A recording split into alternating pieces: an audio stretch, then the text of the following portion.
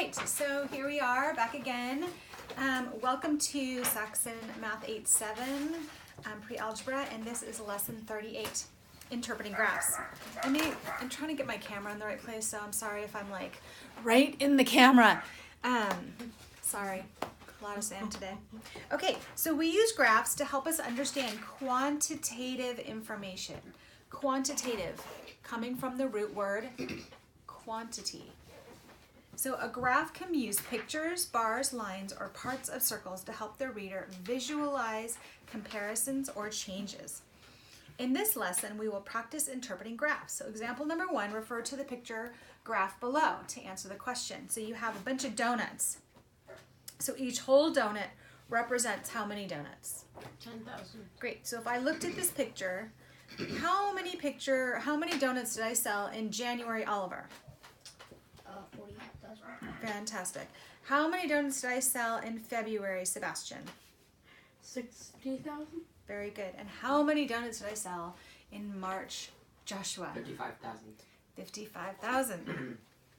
Okay, so how many donuts were sold in the first 3 months of the year? Jordan.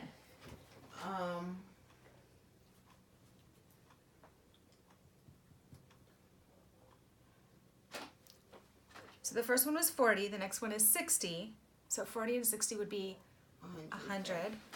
And then the next one was 155,000.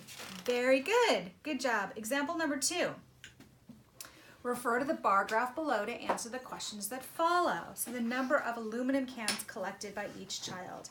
So we can see that there are how many children, Sebastian?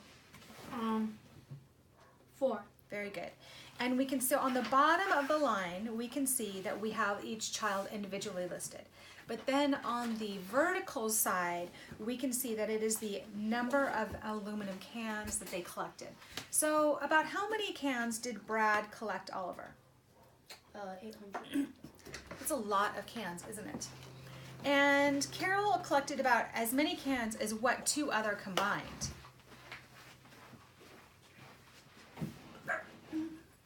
Josh. Ann and Dominic. Very good. So great. You guys are like experts at this, right? Example 3. This line graph shows Paul's test scores during the year. So how many tests did he take, Jordan? He took 6. Very good. And what is the lowest score that he could have gotten on any of these tests, Sebastian? 50. Let me ask it again.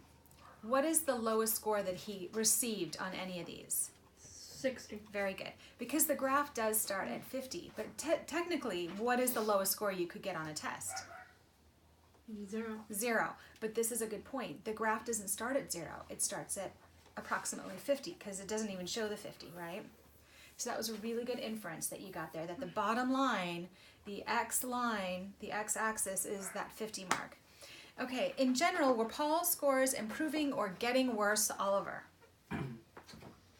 They were improving. They were, except for one test. Which test was it that he dunked back down? Josh? 4. Test number 4. Very good. Example number 4. Use the information in the circle graph to answer the questions. So what do we got? We got how Aisha spends her day. Oh, she does a bunch of stuff there, doesn't she? All right, all together, how many hours are included in this graph? Jordan? 24. Very good. How would I just guess that? Yeah, you could just make a guess, like, well, if we're talking about what did she do during a day, we'd say 24 hours. Very good. So what fraction of Aisha's day is spent sleeping? Sebastian? 8. Very good. How much time does she spend not sleeping? Who did I just say, Sebastian? Oliver? 16 hours. Very good. All right. Mom, it says what fraction of the day here. That's okay. I'm asking different questions. So again, you don't need to correct me. I'm asking different questions. Okay. So, but if you wanted to answer it differently, and I said, what fraction of the day does she spend sleeping? What fraction of the day is that, Oliver? Okay. Very good. And what fraction of the day is she awake, Sebastian? 2/3. Very good. You guys are doing great. All right, and you know, I needed to write nothing on the board, and I stand so next to the camera. I don't know if you can see me, but that, my friends, is lesson 20 or 38. Bye bye. Uh-oh. Hold on. Did it stop? No. Awkward. Third try.